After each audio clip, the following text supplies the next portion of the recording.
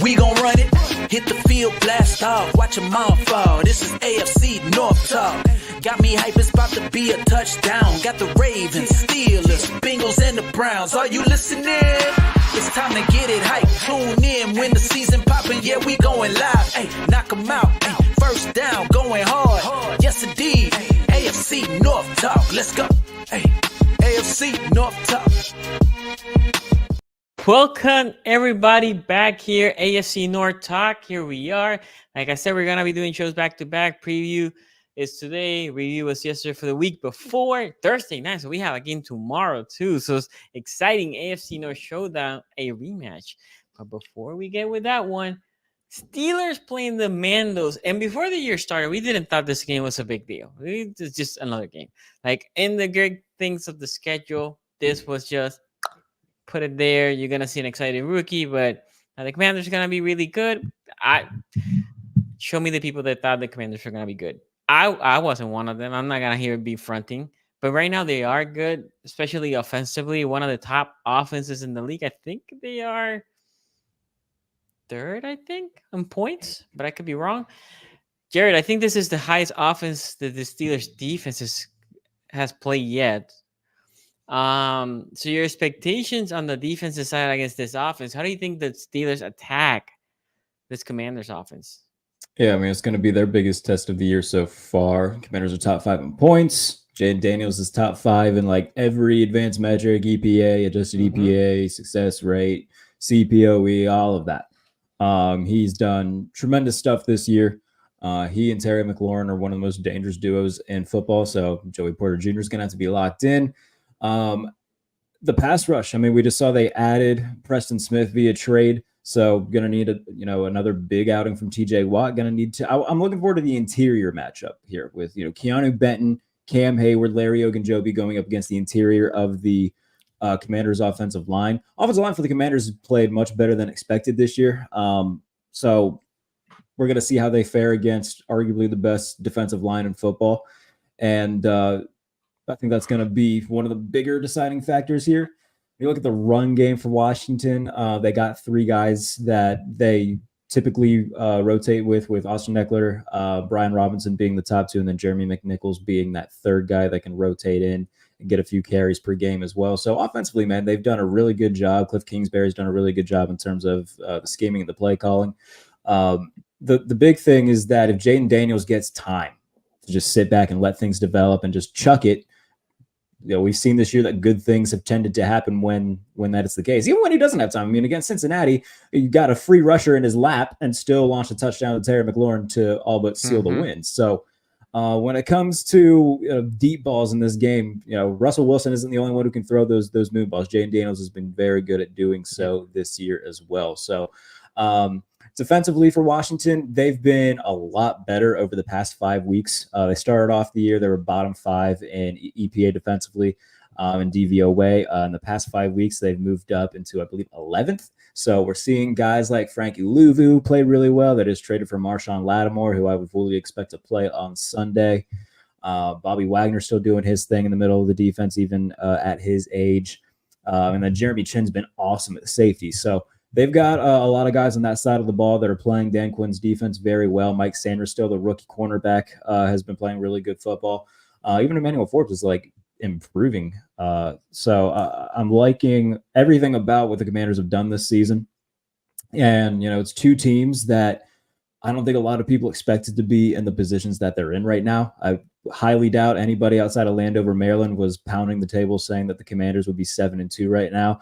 I don't think a lot of people outside of Pittsburgh were saying the Steelers would be 6-2 right now. So somewhat underdog teams here. And then you've got Pittsburgh going into this game, and then looking ahead. I mean, they've got, I think, 3 straight divisional matchups following this. So there's going to, and then the next month is going to be really crucial for the Steelers, which is why you got to win games like this to keep pace and stay ahead in the AFC North. So offensively, can they take advantage of, the cornerbacks? Again, they've been playing better, but it's still a young unit where you got Sanders still's a rookie. I know they just brought over Lattimore, but are they going to be able to continue connecting on the deep balls, especially with Jeremy Chin patrolling at safety? And if they can't, then they've got to get production out of Pat Freiermuth, out of Calvin Austin underneath, be able to get, to be safety valves and get yards after the catch, which is, why you paid a guy like Pat Freiermuth. That's why, Calvin Austin has proven his worth in the offense over the last month or so to be that slot guy. And maybe Van Jefferson becomes that a little bit too now that they have Mike Williams on the outside. I would like to see him become more of like a power slot guy. If it's 3rd and 4, put him in the slot. If you go 4 wide or empty, just have him be a big body that can be kind of like a hybrid, tight end type guy. Darnell Washington as well. Utilize him in those 3rd and short situations. They've been doing that a lot more recently as well. So I'm confident in the offense just because over the last month or so, they've given me every reason to be confident. They're averaging over 30 points a game the last 3 weeks. That's great to see. And going up against a Washington defense that has been getting better, but is still susceptible to, giving up big plays, and especially if the Steelers can put, own time of possession and wear them down. I think it's a game that the Steelers, I'm going to lean that they'll win. Mike Tomlin's traditionally pretty good against rookie quarterbacks. But even then, Jaden Daniels, I mean, he's not just any other rookie quarterback. I mean, this is a guy who's going to be getting legit talk for most valuable player of the NFL. So not going to be easy. Going to be a very good game. I'm very much looking forward to seeing how both sides of the ball for Pittsburgh respond to what will be their toughest test of the year. The expectation is also that Robinson is back, the running back for Washington, is what I was reading. He tested out against the Giants, but he wasn't able to go, or they said that he went on the outside. Yeah, he was dealing with a hamstring injury going into last week. They said, he's probably going to play. They tested it out before the game. They pulled back. So my guess is that he'll be fine this week. Okay. Q. Yeah. So it's about that time for Cliff Kingsbury, right? Like if this thing's going to Cliff Kingsbury it up, it's going to happen around here. And I'm interested to see, right? It'd be perfect timing. Oh, Tomlin's so good against rookie quarterbacks. And I get why that exists on some level because Tomlin's a veteran coach. He's a defensive-minded coach. Also, most of that time, Big Ben's there. You're playing the team with the rookie quarterback. Natural. Those were Browns rookies. Sure. Well, no, not just Browns rookies. I mean, let's think about it. If you're playing a rookie quarterback, you're probably not that great of a team outside of a handful of outliers. Mike Tomlin's been around for both of the Washington outliers to come to town. Cliff Kingsbury, right? I have had my reservations all year about Cliff Kingsbury, pretty much for the last 5 years for Cliff Kingsbury, as far as being a good offensive coordinator. We've been here before. We're oh, he's great, Quincy. And then this time of the year happens, and then something goes wrong with the offense. You look at their last 2 weeks, right? They beat Carolina 40-7. You're like, oh, they're rolling, but they barely beat Chicago in that game, right? The whole Hail Mary fiasco kind of makes you forget what went down in that game. But for most of that game, they scored 12 points versus the Chicago Bears. They go against the New York Giants, who are a pretty good defense. They put up 27 points. It's a solid performance against them. Only beat them, though, by 1 score, which is interesting, right? You think Washington's a bit more high of a caliber team to beat New York than that, but it's a division game. Now you're coming to play Pittsburgh, and this is at Pittsburgh, right? No, this is in Washington. In Washington, they call that Northwest Stadium now. Dude, I thought it was FedEx Field. When did they change that? It says Northwest Stadium. It's not FedEx. People hate honestly it. Did not know that they changed the name of the stadium. This is the first time. That's the name of and the thing is, these company names become so ubiquitous. Is that the name of a bank? Is that just they just named it the direction in which it sits? Have no idea. But Northwest Stadium, right? I think the Steelers are going to go in and win this game. I say this all the time about Pittsburgh, and it always tends to be true. This year, it's not true because they're just winning games by being good, but competence wins football games. And I just trust the Pittsburgh Steelers to be way more competent than the Washington Commanders with the rookie quarterback, with Cliff Kingsbury in the second half of the year. I think that Pittsburgh's probably got this one, right? They have the defense that can keep up. Their offense is no longer a threat to go under 20 every night. So that doesn't hold you back from picking them. I'm going to go Pittsburgh here. I think every time Washington's played like a team that's been considered pretty good, they've looked approachable, right? They've looked very approachable when they've had those games. They lost to Tampa Bay, who we don't even think is actually good. We saw what happened when they played Baltimore, and Baltimore didn't beat them down, but it didn't feel that as close as the score indicated in that game. So I think that Pittsburgh will win this game kind of on a similar way that the Steelers won that game. And talking about the Commanders' offense or defense getting better over the past like month or so, even in that case, their run defense hasn't gotten much better since week 5. They still ranked 28th in EPA per rush defensively. So, Najee Big Harris Najee game. Big Najee. 3 consecutive 100-yard games. Maybe it'll be a 4th. That would be great to see. I think Jalen. I want to know how much of a part, like how much your fan brain is made out of, right? Because there's the part of us that is very based in stats and analytics and all these things that we study and research and the film study, all that. And then there's the part of us that's like regular fan brain. And I want to know, does Najee Harris having 2 good games, was it 2 good games already? 3 straight games. 3 straight games back to back make you more nervous about this than you should be, because it would be a 4th and you're like, ooh, man, that's a lot. No, I think if anything, I think it was just a matter of him having people in front of him that were capable of opening up lanes. And I think a lot of it was the play calling early in the year too. And it's still occasionally like play calling lapses by Arthur Smith where, first month of the year, they called a lot of like toss stuff where they had Najee running side to side. That's not what Najee Harris is good at. Have him go north and south when he can run people over. He's not a side to side runner. So they've cut down on that a little bit. Zach Frazier, I think, is going to be back for this game as well at center, who's been tremendous this year.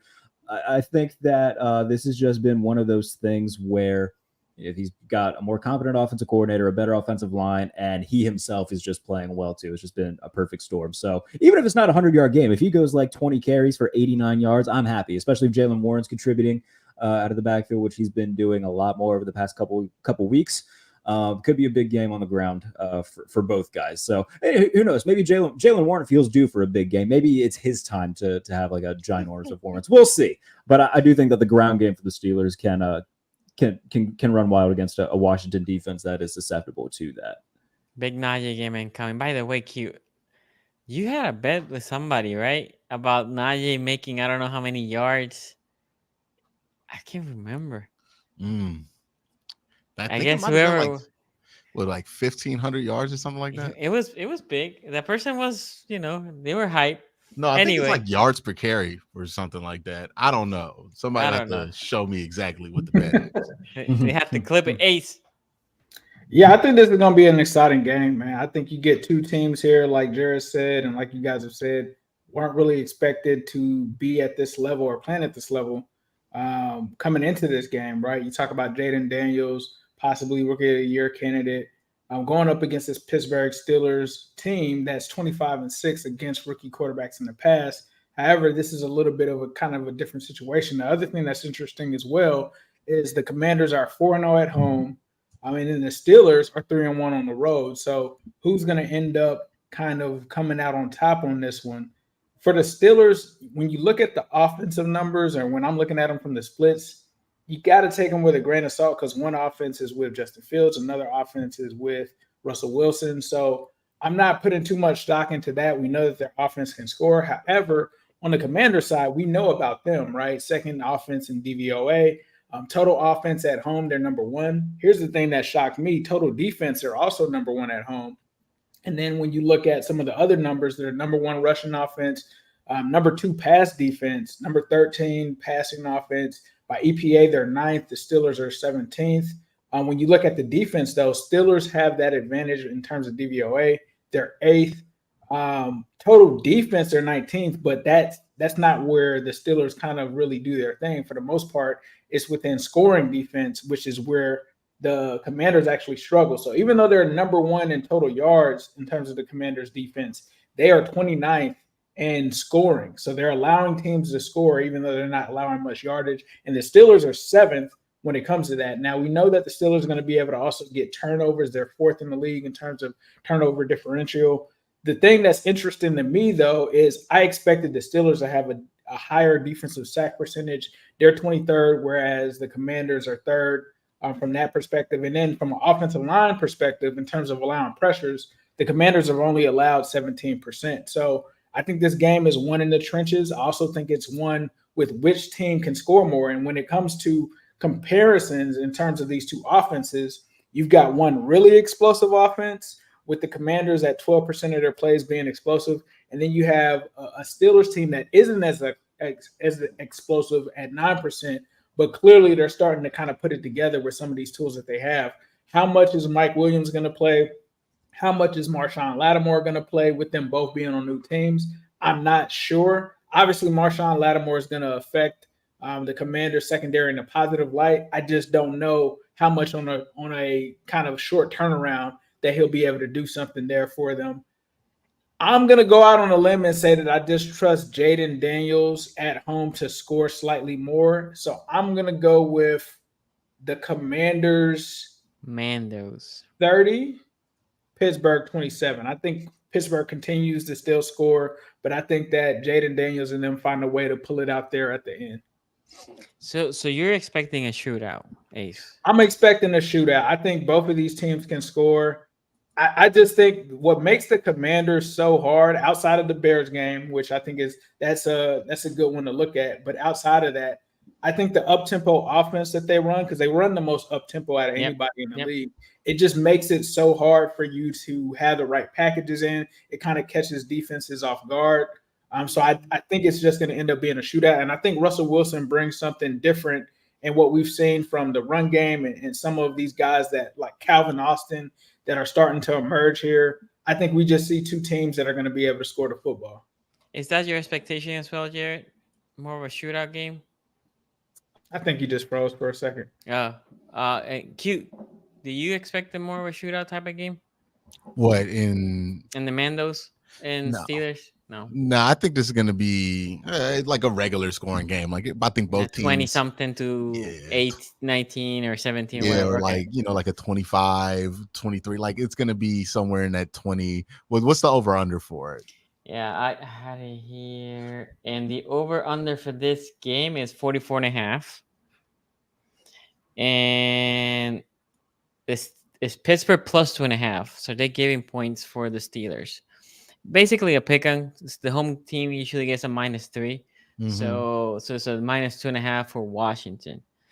This is what I will say for this game for me. I try to sometimes when it's a game like this, there can be a lot of volatility. I try to break it as to more of simple things. And Jerry's back there. What I'm thinking here is how the pass rush for the Steelers, I think they can win the line of scrimmage against the Commanders, right? But the question is, when they get to the backfield, what's going to happen? Are they bringing Daniel Jones? Are they bringing Jaden Daniels down? Right? Because that's the thing. Getting to the backfield against the Commanders, it's not necessarily the impossible task. Mm-hmm. But when you're there, are you bringing him down? Because now if he escapes, what's going to happen? Is your secondary discipline to stay with the receivers? Because the one thing that Jaden Daniels was doing that I was surprised as a rookie, Lamar wasn't doing this as a rookie for sure. He does it now, but not as a rookie. He keeps his eyes down the field. And as he's approaching the line of scrimmage, if there's nobody open, then he takes off, right? And the problem is when teams defenses, this is not a blow against the Steelers. This is just a thing. When teams see defense, quarterback scrambling, they tend to go towards them, right, to try to make the play. And Daniels have burned some people or some teams like that. And that is, for me, that is a fundamental question in this game. How the Ravens play them, and we had a lot of success against Daniels, was basically we were closing in the pocket and it was almost like we were afraid to get to him. We just stayed put. We wanted to just keep collapsing the packet, but nothing to let him leak out nowhere. And if you see him against the Raven, he barely had rushing yards because there was not that many lanes for him. So that's a question now. Again, Steelers know how to play Lamar Jackson, so it's not like they're, oh my God, we've never seen a quarterback this type of quarterback. My question here is, and I know the Steelers put 2 games with a lot of points. If it goes to a shootout, can the Steelers do it? Keep doing it, right? They've done it twice. Cool. Can they do it again? Russell Wilson, let's be honest, with Russell Wilson, they've been able to do it. Those are my main 2 questions. I think if Jaden Daniels has a game that he's running all over the Steelers, I think the Commanders win. If the Steelers can hold the Daniels to, I don't know, 40-something yards or whatever, pick a number, it's nothing crazy, right? Make that team a little bit more one-dimensional. I think the Steelers win. I think that is the formula. Go ahead. I wanted to touch on Ace with the home splits with Washington. I'll throw in the caveat too. You know, they've played Cleveland with Deshaun Watson at home. They played Carolina at home. So I think those numbers get a little bit skewed for them, offensively speaking. Not to say that the Commanders aren't a good offense, because they obviously are. But yeah, I think that Pittsburgh will be able to. I mean, if it does come to a thing where you got to go tick for tack, I think they're capable of doing it. And if anything, I kind of want to see them do it, because they've put up, big offensive performances, but I would love to see a situation where they get, especially against an NFC opponent, where it won't count for tiebreakers if they do lose. Obviously, I don't want them to, but if they're in a situation where they do have to win a shootout, I would prefer to see them in that situation, because they put up big numbers against the Jets, but it wasn't necessarily a shootout. The Jets only put up 15.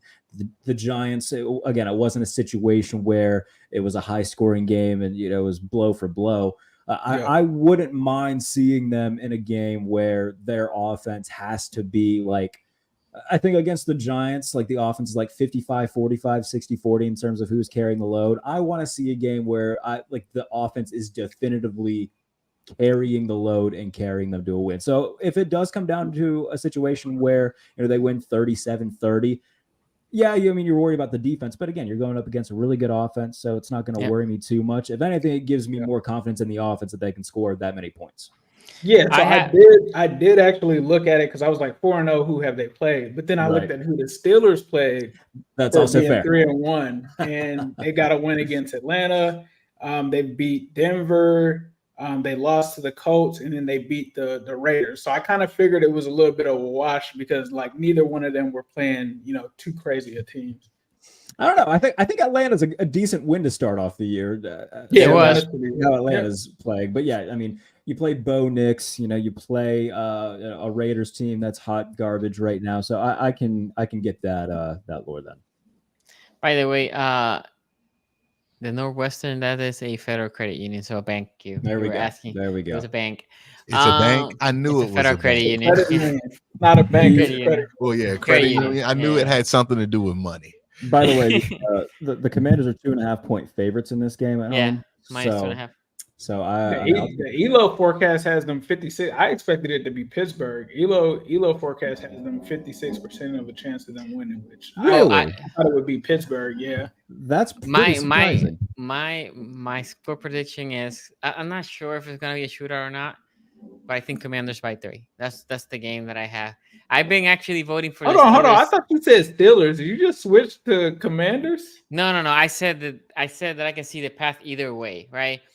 And what I was saying is, if Jaden Daniels goes crazy, the Commanders are going to win. If the Steelers can hold... You see the path to the Ravens trying to get that number 1 seed. That's what Wait a minute. I've been voting for the Steelers. To know this week, I've been voting for the important Steelers. Information we need to know to predict what's going to happen this week. Sonny, who did you put in your parlay? I haven't parlayed anybody. I don't think I'm going to parlay neither of these teams. Who'd you put? I haven't put anybody. I haven't put the Commanders in there. I'm not. This is one that I would keep away from the parlay. This is one of the ones where it's too close to call. Not parlay. I don't know, man. I feel strangely confident here, which is a little bit alarming, but I think at minimum they'll cover. I think it'll be like for sure. a field goal game if they lose. So I'll say Steelers 27, Commanders 20. Yeah, I think Commanders by 3. That's what I'm gonna go with. I have been voting for the Steelers. I was the one that 2 weeks ago, whatever it was, that everybody. I was the lone survivor in the Steelers, which didn't make me happy.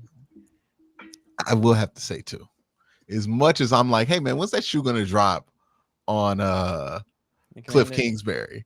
To be fair, there are a lot of shoes I'm waiting to drop for Pittsburgh too. Sure. I'm like, oh yeah, like when's this Russ thing gonna drop? Like when's he gonna have a Russ game? Or like Najee, when he gonna stop playing like that? I don't know if it's gonna be this week, right? That's the thing with Pittsburgh that does make me a little uncertain of it. But the Mike Tomlin of it all, just like I'm like, yeah, he's probably gonna find a way to win. This is a key attribute here for tribe leader Justin. We're about to see if Jared really survives. That is a factor. Well, here's the thing with that. I thought that the whole thing was that, like, if I'm wrong calling it for the other team, I called it for the Ravens. Like, I was in favor of a rival getting it. It is if you're trying to do that is true. That is you're trying to, and do it came out of good faith. Exactly. Like I don't think you trolled and Exactly. I think he was smart enough. I think it's illegal. It's illegal triple B. Yeah. He was smart enough to call it when the Steelers were on a bye week. That's true. Yeah. That's it. But again, he did it in good faith. Well, even if he called it and the Steelers weren't on a bye week, I don't know if revenge rules apply because again, he called it in good faith in favor of Baltimore. Yeah. Now he would have said, coming into like the Browns Chargers booty beat down. Well, now that wouldn't even be like in bad faith. If he said like it the reverse way, I do think the reverse jinx. Had I said like the Broncos were going to beat the hell out of Baltimore, then maybe I think that goes against. Or if he predicts like a booty beat down this week, which I am not doing. Let me make that prediction. So I think if they win, it'll be by a score. It'll be a good game regardless of who wins between two good teams. The booty beatdown has more clear rules than NFL's catch. Apparently. Apparently, yeah. Like, by the way, that is a legal booty beatdown. First down, Jared. There it is. Fan vote. What do you guys think the fan vote is for this game? Like 50-47. It's Pittsburgh, right? So wait. Steelers 53. Commanders Steelers are not pulling 50 in a poll, man. They haven't pulled 50 in a poll. This could be like 65 against Pittsburgh. Not last week. The week before they were. Anyway, so Q says 65 for the Commanders, and well, the Browns don't play this week, so there might not be a ton of Browns fans in chat that are just gonna. I'm thinking about what Quincy said. I'm gonna go 52% Commanders, 48% Steelers. And you, Jared? I'll go like 54-46 Steelers. 60% Commanders. That sounds about right.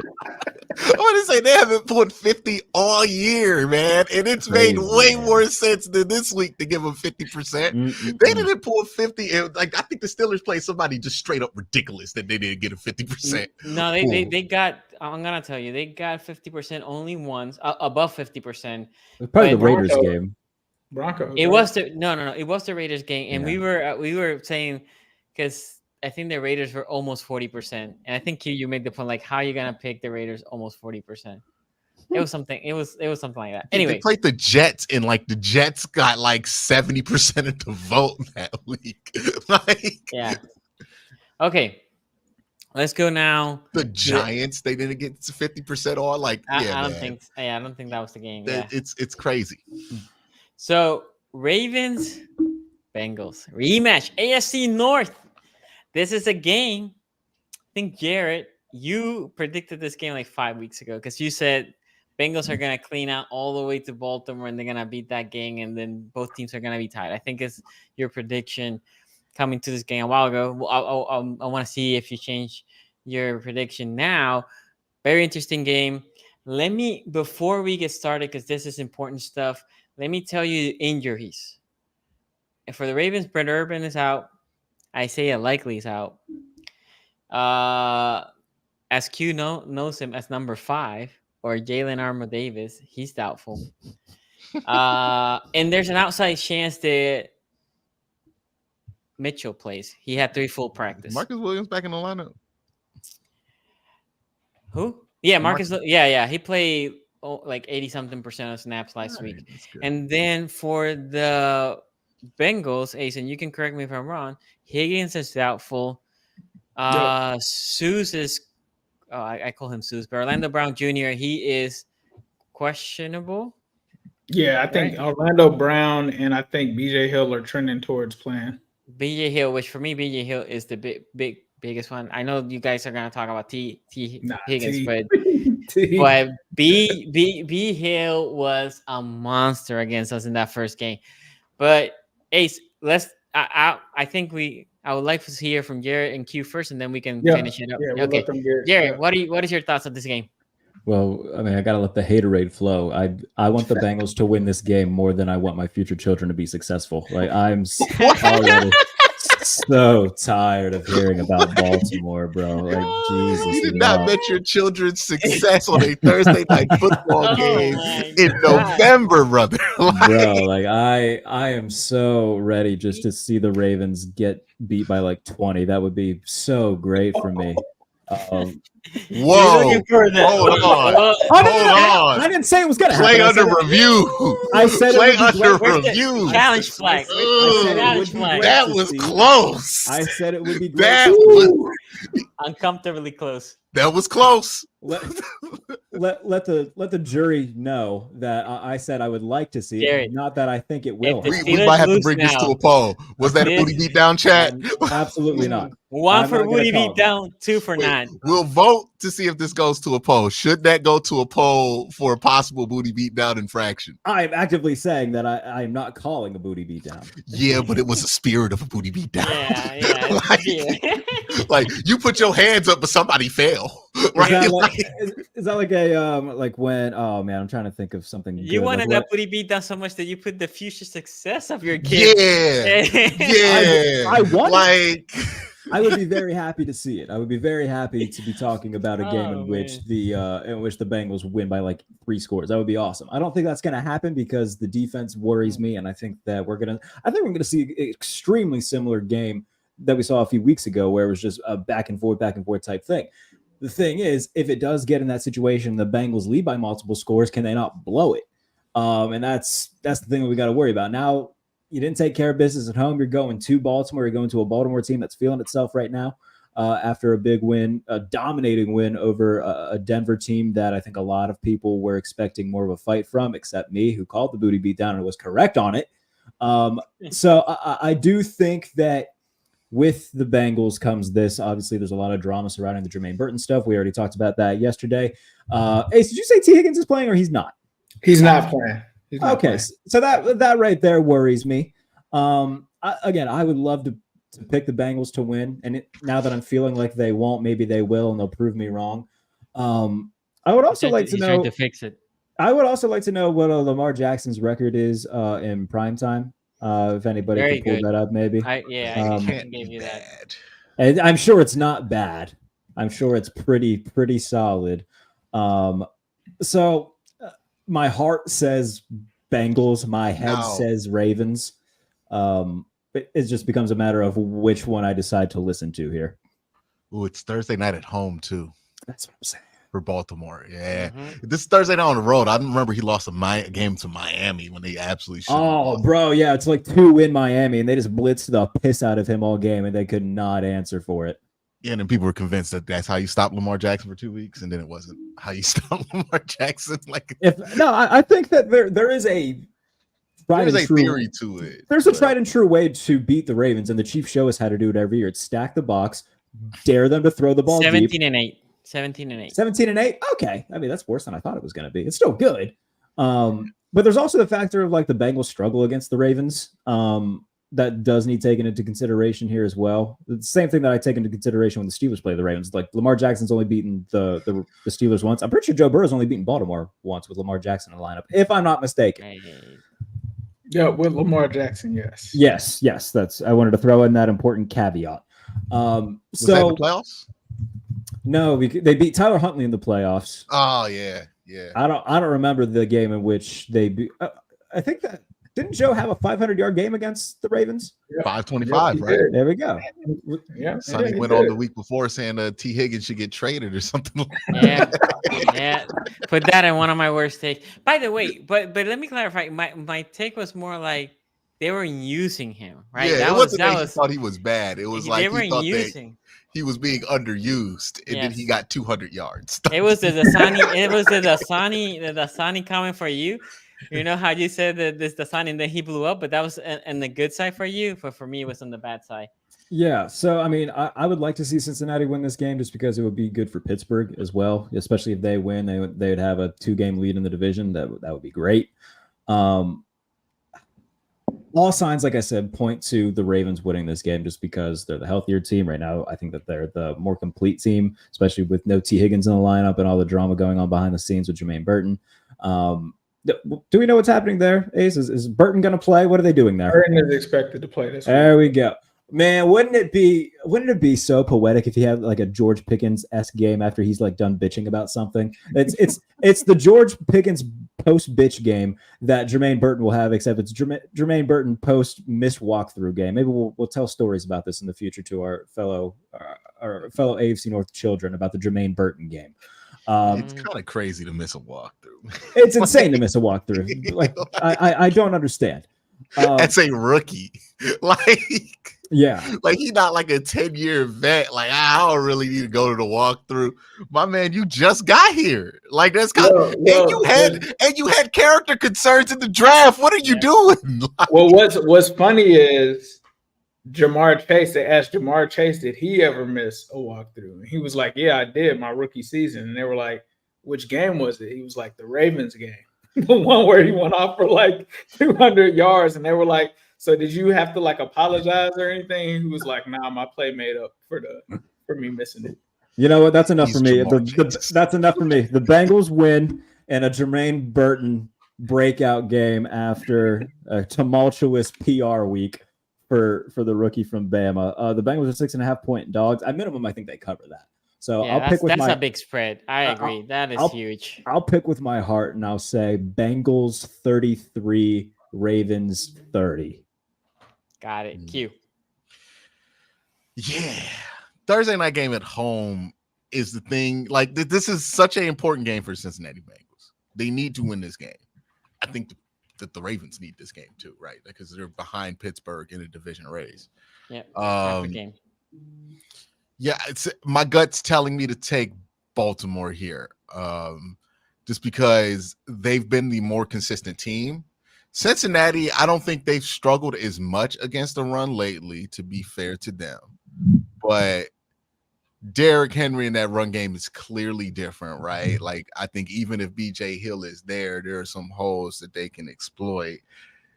This isn't a situation like when they played Cleveland, where Cleveland has done a good job since like 2020 of matching up with Baltimore at times. So like it wasn't that big of a surprise that the Browns were able to kind of surprise them and get them here. I don't think you're going to catch Baltimore by surprise here if you're Cincinnati. This to me comes down to, are we going to have one of them games where Harbaugh goes full Harbaugh? And like, not like his brother where full Harbaugh is like run the ball 40 times. Like a full John Harbaugh is like, I'm going to go for it, but only use gimmick plays like 3 times in this game. Are we going to get the Lamar fumbles on a short week? Like, which Baltimore team's going to show up? Because I also don't know which Cincinnati team's going to show up, right? Cincinnati has been wildly inconsistent this year. On both sides of the ball. So I'm going to go with what I feel like to be the better team, the more consistent team, and the team that has more weight. Well, I don't know, because then Cincinnati can throw and the Baltimore Ravens cannot cover. Come on, be with me. Let's both pick the Bengals in unity and hope that the combined power of me, Q, and trying to Ace, get away from the BBB. I know it. You know what, Jared? You're absolutely right. I'm picking the Ravens. Yeah, I'm picking the Ravens here. Yeah, I'm going to go with the Ravens. If this game were in Cincinnati, I think I would be leaning towards Cincinnati, but it being in Baltimore, Thursday night home game, Baltimore has the advantage and it's going to be as close as here. I think it's going to be a game where if the Ravens remember to run the ball, they can establish some time of possession, limit the amount of possessions that Joe Burrow gets, and I think they'll be able to win this game. I do think, though, there is a chance that Lamar or this offense decides to get the fumbles on a short week, and that can completely flip the game here. So I think this is really a toss-up, but I'm going to lean towards Baltimore here. Okay. Ace, what are you thinking? Yeah, I'm thinking that this is going to be a good game. I'm thinking that Joe Burrow and the Bengals are ready for this game, especially based off of the last one that they let slip out of their hands in Cincinnati. I think that this is a team that's looking forward to the challenge of playing Baltimore. The last time that Joe Burrow was in Baltimore, we all know what happened. He got hurt.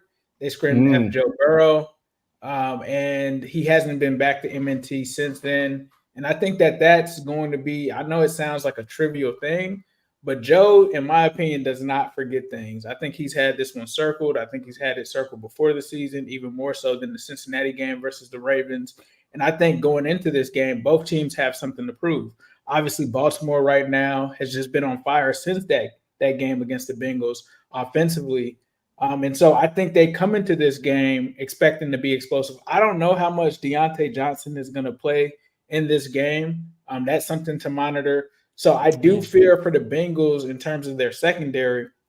Guys like Zay Flowers making plays, right? Like those are things that I'm worried about. I know a lot of people are worried about Derrick Henry, and rightfully so. I think the last time that we played the Ravens, though, the Bengals did a good job on Derrick Henry. It wasn't until the overtime play where he had the 50-yard run that he was able to really dominate them in the run game. So, and this is a different Bengals defense, I think, from a run defensive standpoint since that time. I think back then they were probably a bottom 5 run defense, whereas now, according to the splits, they're 17th. And they've been able to get healthy. They've been able to get their nose tackle back in McKinley Jackson. They've been able to get Sheldon Rankins and some of these guys back that weren't there before. So I think that they'll hold up on that end. However, I don't think that this is going to be a defensive game. I think both of these defenses have holes in them. They've been proven to be susceptible to some big explosive plays. I think this comes down to the offense. I think offensively, these two teams are going to go at it just like they did in Cincinnati. And I think both teams are going to have success. However, I just think now at the end of the game, when it comes down to it, Burrow's going to have to be the guy to put them away. The other thing that the Bengals are doing well as well that I think kind of is going to help them in this game against a good pass rush is the fact that their pass blocking and their offensive line has been playing pretty lights out as of late. So if they're able to protect Burrow with Orlando Brown Jr. and Amarius Mims, who's really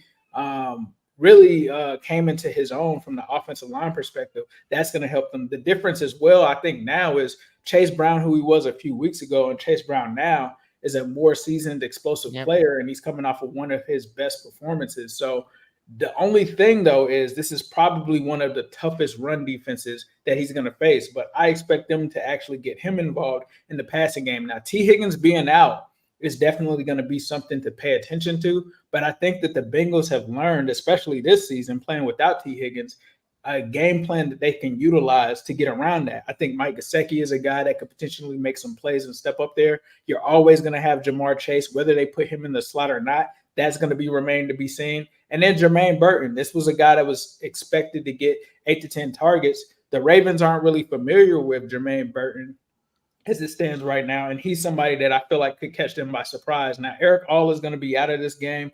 So from that perspective, I don't know if Drew Sample is really the guy to step in and help them establish 12. I don't know how the play calling is going to be in terms of if they're going to still rely on 12 with Eric All out. So that's something that I'd like to see. But I think now as it stands, another guy that could do some things for them, Khalil Herbert. He's a guy that they acquired from the Bears. He can come in. He can do some things in the passing game as well. So I think that that's something that they'll lean on. But to me, I'm just leaning on Joe Burrow. And obviously the Baltimore Ravens are going to lean on Lamar Jackson, and these two guys are playing. I think if you take the records out of it, you're talking about the top 2 MVP candidates in football right now, the way that both of these guys are playing. And so I think whoever gets the ball at the end of the game with the remaining time, just like the last time, is going to be the team that wins this game. Of course, I'm going to go with the Bengals. I think our season is on the line as it stands right now. I did kind of call this before the season as being kind of a split. I'm feeling like that's how it's going to go this season between these two teams. I think it's possible if the Bengals do win this and take care of business, they could see them again later on in the season. But right now, the Bengals are not looking past anything past Thursday. And I think that the way that they reacted after beating the Raiders was clear that they were focused on this game. Now, I'm not saying that the Ravens aren't, right? I'm not saying that because I wasn't really monitoring what they were doing. I'm not saying that they're not focused, but I know for sure that the Bengals have been looking at this game and they know that because they've dropped so many games earlier in the season, this is not one that they can come back from. So I'm going to take the Bengals here with the season on the line. I'm going to take Bengals 30. I'm going to go Ravens 28. Ooh, 2 points. Yeah, so I agree with something. That line is crazy. 6.5. Now, who knows? It might be right, but 6.5 seems like a crazy line for this game. This is gonna be a great game. I'm gonna say the same line I said last game. I said this is gonna be a great game for everybody minus Bengals and Ravens fans because this is a game that you both fans are here with cold hand clutching like, oh, are we pulling it right? Like, great game, and then whatever fan base wins is gonna say, "Oh, that was a hell of a game for us." The fan base that loses is gonna say that was the worst game for us, right? It's a great game for the Definitely a rest of the game where nation. somebody's going to be furious at the referees. Yeah, Like, and I'm hoping the refs don't miss this game. Neither for us or against us. I'm hoping this is. I'm not saying that the refs are gonna be there's perfect. going to be bad calls on this Thursday night. There's going to be Yeah. bad calls on both sides, but if you lose, it's going to be all about the call you didn't get, right? Like, Yeah, I'm very big on, look, if I get missed calls, but it was consistent missed calls throughout the game for both sides, I don't necessarily care as much. Look, this Bengals, I don't think it's a do or die for the Bengals. I actually think they can lose and they can make the playoff. The problem for the Bengals, if they lose, is then they need to sweep the Steelers, right? That's going to be hard. And they essentially need to don't lose any more AFC matchups if they want to make it, right? Like, if the Bengals have another loss in their arsenal, it has to be against the NFC team because now the tiebreakers are going to start playing into the effect if they keep losing to AFC teams. That is the caveat. Can they lose this game and make the playoffs? Yes. But essentially, you had to go perfect against the AFC. That includes sweeping the Steelers. I think that's going to be hard for the Ravens, for the Bengals, and for a lot of teams. Saying that, wow, this is going to be an interesting game. Turnover margin, that definitely is going to be a key. Think about last game, that last turnover, what the Joe Burrow threw that pick for Marlon Humphrey ended up being the deciding factor, right? So that turnovers are going to be key to this game, right? If both teams have one turnover, then it's a watch. And but actually no, because if both teams has a turnover, but one team doesn't do anything with the turnover, and the other team turns that turnover into points, obviously that's key. So what do you do with the turnovers? Also key. But yeah, the turnover margin is going to be huge. Both teams needs to be on offense near perfect. You're not playing against good defenses. I'm talking about both offenses. So if you as an offense throws a pick or a fumble, then that is huge because that is a win for this defense. Again, I think both defense will have a couple of stops. I'm not saying both offenses are going to be perfect. But yeah, it's gonna be high scoring. We saw last time that they played. Pressure. Can the Bengals pressure Lamar? Similar that I said with the Steelers. Once you do the pressure with Lamar, the biggest problem that the Bengals have is you pressure Lamar. Lamar gets off the pocket and usually kills the Bengals. When he gets out of the pocket, it's always deadly, right?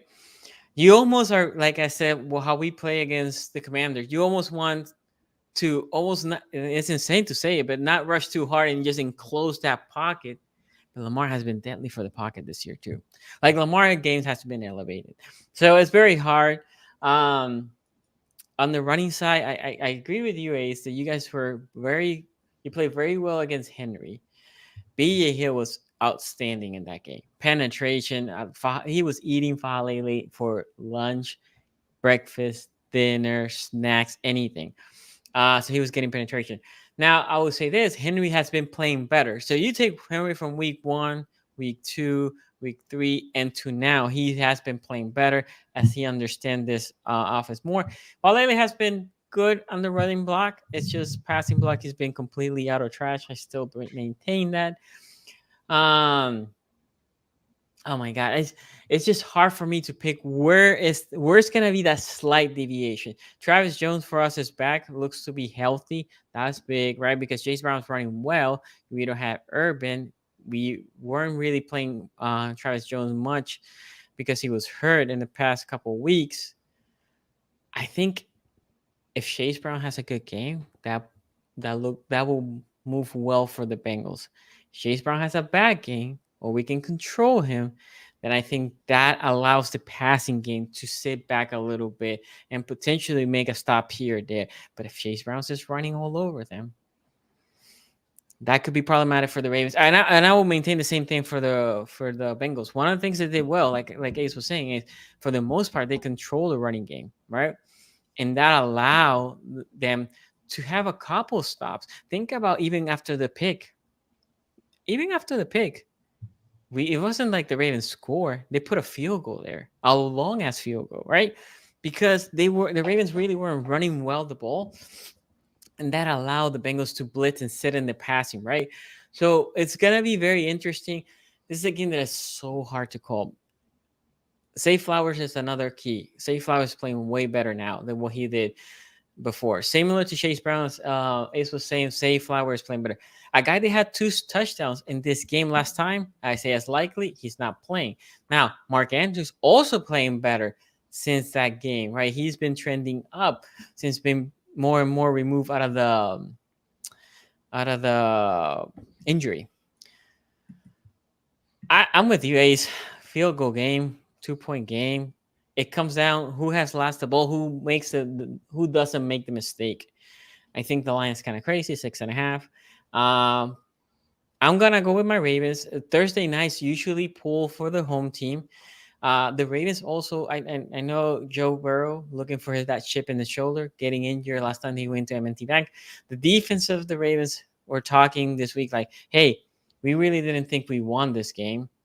We thought it was a game that it was given to us. That's what Marlon Humphrey said in the presser. So they said, like, we want to go back and earn it against Joe Burrow and company. A lot of respect between those two teams. For whatever's worth, I don't know that these stats are meaningful a lot, but record Lamar versus Joe Burrow is 1 and whatever. Mm-hmm. Record of the Bengals against Lamar Jackson is also 1 and whatever, 1-7, 1-8. I think Joe Burrow's like 1-4, 1-5 against Lamar. So, I mean, it's a decent sample. I don't know if that matters much, but it's a decent sample. It's gonna be a good game. The question is who will make that last play. Last time was the Ravens defense, and also that changed how Zach Taylor called that game. Right? It wasn't only the defense. There was a lot of time the Bengals could have tried to score. Zach Taylor completely changed how he called that game. Coaching will matter. Q was saying this is a hardball type of game that he does something stupid that will drive me crazy. Might be, but it also might be a Zach Taylor type of game that he goes conservative for no reason. I'm in for that. I don't know. As you see, I'm here trying to figure out because I think the Ravens win by 3. I think it is because it's a Thursday night at home. But my goodness, it's gonna be one of those games that I'm gonna be stressed. I might not even sleep because after those type of games, I'm so adrenaline that I can't really go to bed. I'm picking the Ravens 30-27. I will not take that line, but definitely a close one in M&T. It's gonna be a fun matchup if you don't follow any of these two teams. Let's see what is the fan vote. What do you think the fan vote is? Probably favoring the Ravens. I think there's probably more Ravens fans in chat than Bengals. So it was trending Bengals for a while, for almost the entirety, but late surging. Ravens 55, Bengals 45. So very close. And I think that's, like I said, I'm pulling them for the Ravens, but am I going to be shocked if the Ravens don't win this game? The only thing that will shock me, and Ace, I don't know if this will shock you too, if one of those two teams blows the other team. Like if the Bengals blow the Raven, I will be shocked. If the Ravens blow the Bengal, I will be shocked. So, but also, let me throw this last thing. This is a game also the Bengals cannot come, as they sometimes do, offensively flat. They cannot come offensively flat. If they come offensively flat, I can see the Ravens then putting the pedal to the metal and scoring early, and then the Bengals will try to catch up. And I think the score will be tight at the end because the defense likes to get points in the fourth quarter. But then it might be too much if they just come flat early, especially when the Ravens third quarter. If you see the splits, the Ravens on the third quarter, that's when they do the most damage. There's something insane. Picking the Ravens by 3, 30-27, similar to Ace. Ace has the Bengals 30-28. Q picked the Ravens, and Jared picked the Bengals. So it's all split throughout the North. And on the Steelers side, everybody picked the Steelers? I picked the Mandos, but everybody else picked the Steelers, right? I picked the Mandos. Oh, okay. So both. So it's Mandos. also a split. Split throughout. It's going to be a good one. Guys, we said this before. We're coming here back on Tuesdays now, reviewing these games. Both games, there's only 2 this week. We'll be back reviewing the game. Until that, peace out, my guys.